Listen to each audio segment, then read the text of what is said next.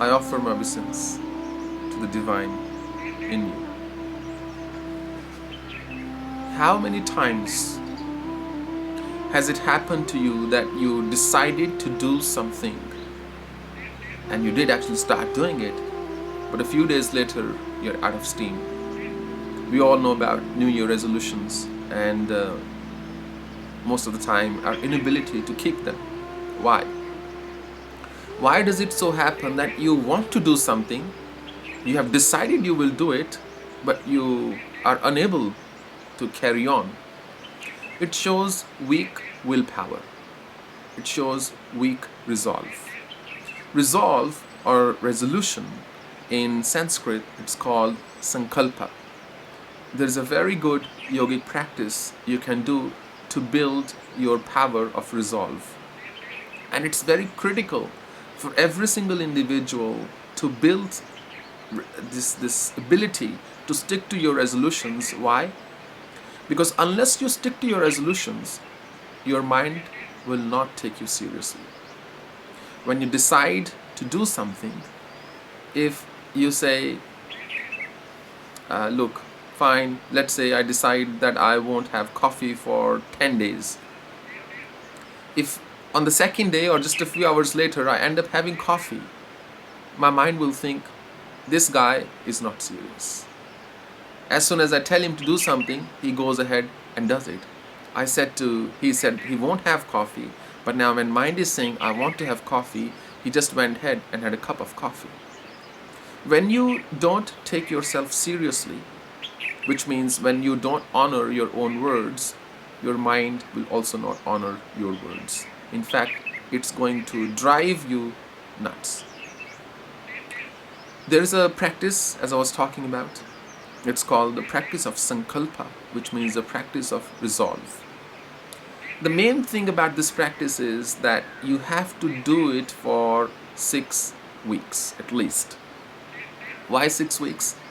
In Vedic scriptures, in many of the Vedic texts, there is this, all practices are generally done for a minimum period of 40 days to an average of 6 months. Why 40 days? In fact, the neuroscience today validates that when we do something repeatedly for 6 weeks, it forms a new neural pathway in our brain, which means you start to develop a natural affinity towards your new habits. If you want to form any habit, you have to keep doing it for 6 weeks at least. So, talking about the practice of Sankalpa, vow to do something for 6 weeks or not do something for 6 weeks.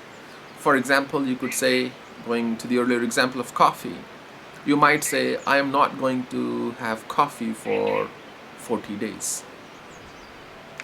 During those 40 days, if you don't have any coffee at all, then you obviously have succeeded in keeping your sankalpa, in keeping your resolution. If you find yourself constantly thinking about coffee, which is what's going to happen in the beginning stages, simply and gently shift your attention. And if you find yourself drinking something else in lieu of coffee, I won't say it's a bad practice, because sometimes the best way to get rid of an old habit is to replace that habit with a new one rather than destroy the earlier one completely. Replacing a habit is much easier than just shedding your old habits completely. So feel free to replace it, but hopefully you won't just replace it with tea. Then there is no sense. You're still giving yourself some form of caffeine then. Excuse me.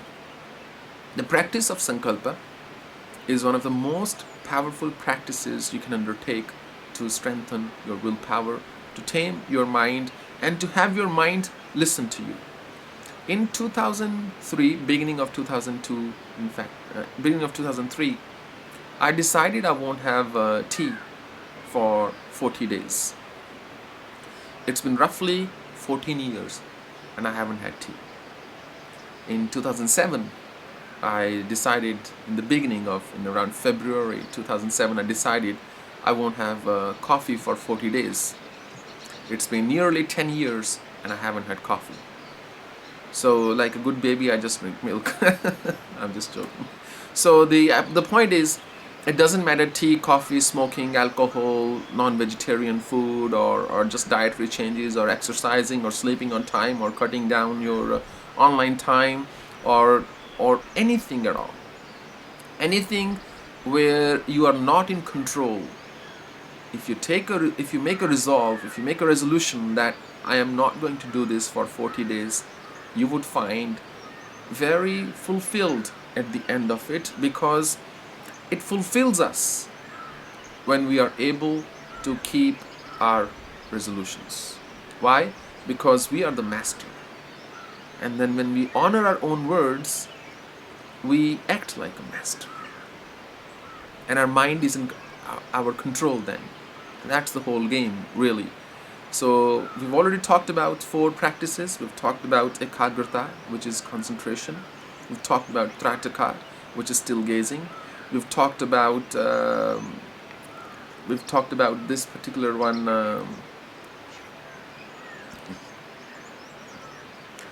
We've talked about 4 practices already. We've talked about ekagrata, which is concentration. We've talked about trataka, which is still gazing. We've talked about shravana, which is active listening. And this one now, sankalpa, the art of keeping your resolutions. We'll move to the next one in the next video. The next yogic practice I'll cover in the upcoming video. I hope this was helpful. Thank you very much.